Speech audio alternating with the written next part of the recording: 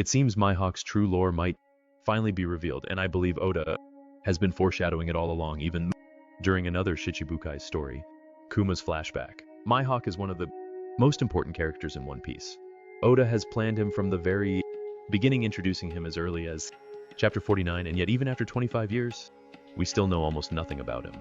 In recent chapters, we've noticed more similarities between Mihawk and Imu or other celestial dragons. So in this video, I'm going to reveal all of Oda's hidden hints and show you how these two characters are connected. Let's begin. In chapter 51, when Mihawk chose his small knife to fight Zoro, he said he's not the kind of fool who goes all out just to hunt a rabbit. At first, it just seemed like a cool line, but later this phrase gained a much deeper meaning. When Oda drew child versions of Crocodile, Mihawk, and Doflamingo, Mihawk's child version said, "What do you want, rabbit?" That's interesting, because we've seen the term rabbit used before in a very specific context. In chapter 1095, Oda revealed that the God Valley incident was caused by a native hunting competition, a tournament, organized by the Celestial Dragons. In this event, the hunted people were marked with targets and referred to as rabbits.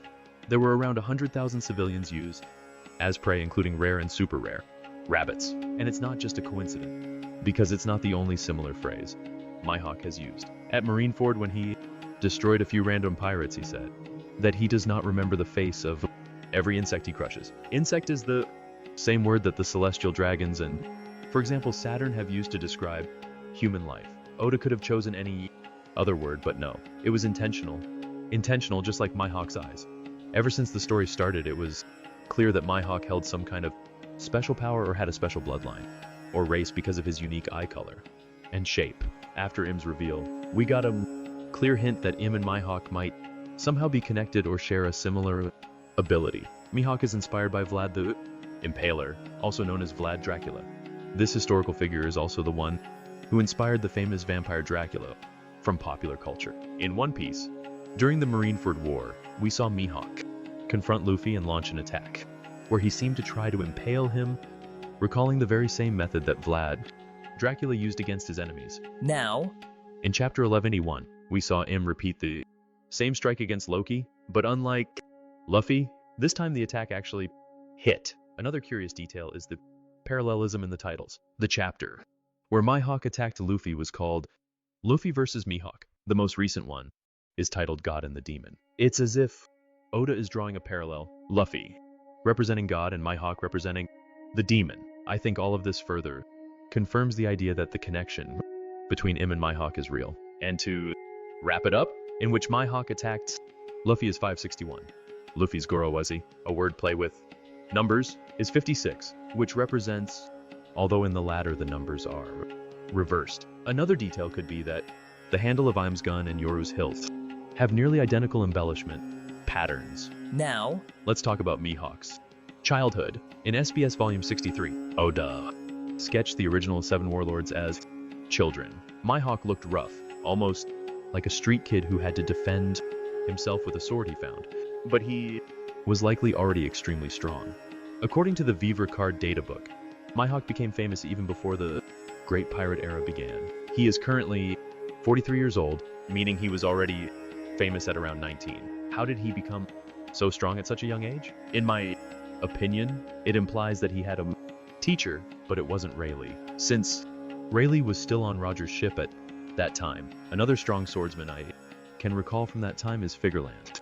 Garling. Could Mihawk be a former holy knight? As I mentioned, Mihawk's name, Drackle, comes from Dracula, meaning son of the dragon. While it could mean a devil, it can also be interpreted as the son of a celestial dragon. In short, I believe Mihawk is a celestial dragon who was training to become a holy knight, but he was betrayed and left just like Doflamingo. That's where he likely heard terms like rabbit or insect during the native hunting games. None of the celestial dragons we have seen so far have eyes like Imus or Mihawk's, so how is it possible that Mihawk is one of them? I'll explain that in a few minutes, but before that, let me show you what might have happened during his childhood. In SBS Volume 108, Oda revealed that Mihawk is a person who has experienced a great betrayal. He said that Mihawk is like Crocodile, someone who does not trust people. The fact that Mihawk has been betrayed and has trust issues has actually been hinted at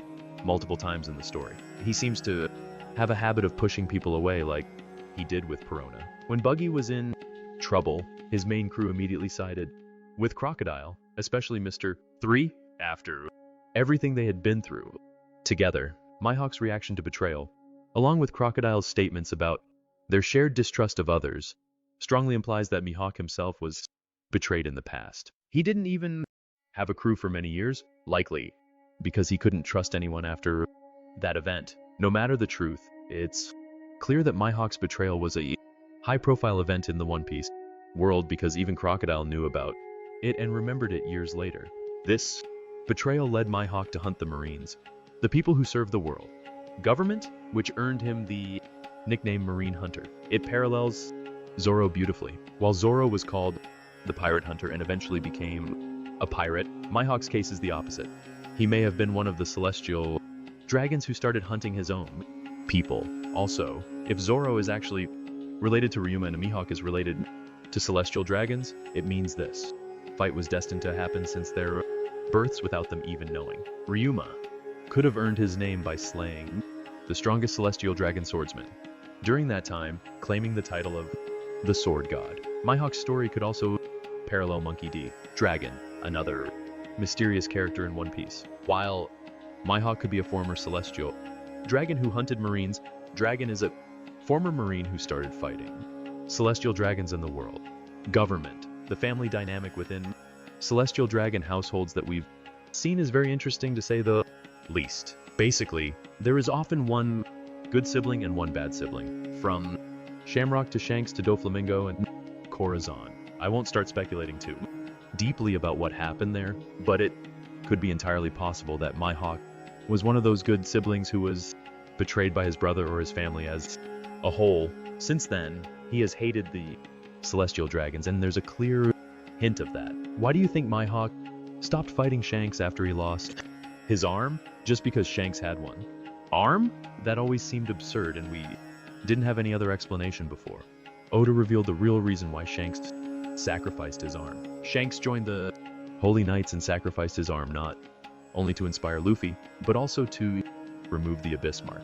I believe Shanks returning to the Holy Land was a deal breaker for Mihawk, but he still understood it because Mihawk knows about Shanks' plan. Mihawk knows that Shanks was waiting for Luffy to awaken his Nika form. This was hinted at from the very beginning when Mihawk arrived at Shanks' island with Luffy's bounty. They are much closer than you might think.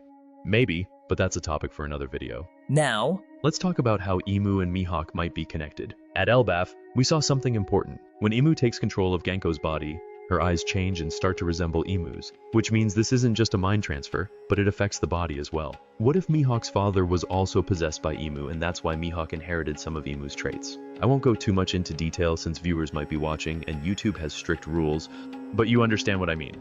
It could have been some kind of experiment by the Gorosei or Im to create more powerful warriors using Iam's essence or abilities. We already know that Saturn had no issue performing inhumane scientific experiments on victims of his choosing in order to further his research. Let's take sapphire scales, for example. And if you think him possessing the body of Mihawk's father is too extreme, just remember Kuma and Ginny's backstory. It was far more tragic than this. It seems to me that Im is trying to recreate the technology of the Void Century. The first hint is that they had Vegapunk, and the second hint came from the last chapter. When Im increased in size, Loki mentioned gigantification. Gigantification refers to the process of artificially increasing the size of living beings. For centuries, many of the most brilliant minds in the world government have tried to achieve gigantification, but none have made a true breakthrough. Even Vegapunk was unable to fully recreate it, and he stated that the Void Century was highly advanced, making it very likely that they had already discovered the secret of gigantification. That's why Iam's form at Elbaf, which appears to be ancient, can use gigantification. Im likely wants to recreate other technologies as well. That's why he's so open to experimentation, and Mihawk could be one of the results. While fighting a Seraphim version of Mihawk, Zoro mentioned that this clone had more of a spark of humanity than the real Mihawk. That phrase is really important because I don't think Mihawk is literally a vampire. Everything points toward him being a naturally born result of experimentation, with him acting as a kind of partial parent. It's even possible that Mihawk carries the traits of multiple individuals. Mihawk being an experimental human also makes sense when we look at his current group, the Cross Guild. Every member has secrets and appears both human and inhuman at the time. We already talked about Mihawk, whose inhuman aspect is his eyes. Buggy has a strange, almost unexplainable nose, and if Mihawk is hinted to be connected to Imu, then Buggy is clearly connected to Rocksteady. Zebek. Even their bounty posters show striking similarities, and Crocodile has a distinctive scar that gives him an almost Frankenstein-like appearance, alongside a secret that only Ivankov knows. It's one of the most heavily theorized topics in the One Piece community, yet we still don't know the truth. Overall, these three characters being together is not random at all. They all carry secrets and unusual physical traits. What if Mihawk is connected to Imu and the Nerona bloodline? Buggy is connected to the Davy bloodline, and Crocodile is somehow related to Joy Boy? It's just a thought. Mihawk's existence as an experiment was a success. The eyes revealed the truth. Figureland, Garling, or other powerful swordsmen likely trained him from a young age, and thanks to Mihawk's unique genes and natural talent, he became incredibly strong at an early age.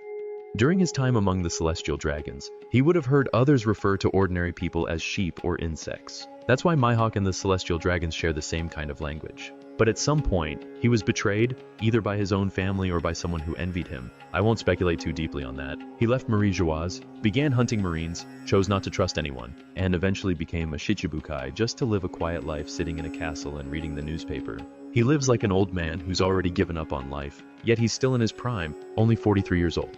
Maybe because of Imu's genes, he is immortal. 2. And that's how a vampire was born. Most of you have probably heard of the classic manga anime Vampire Hunter D from the 1980s. It was part of Oda's childhood, and I believe it may have inspired the creation of the world's strongest swordsman. Before getting into Vampire Hunter D, let me explain what a dampire is. A dampire is known to be a mix between a vampire and a human, meaning it has the best of both worlds, vampire blood and human blood. Mihawk could be what is known as a dampire. The main character in the anime wears a wide-brimmed hat similar to Mihawk's and carries a long blade just like him. There's also a character known as the Sacred Ancestor, a being who may have existed since the beginning of time. This could parallel Imu and Mihawk.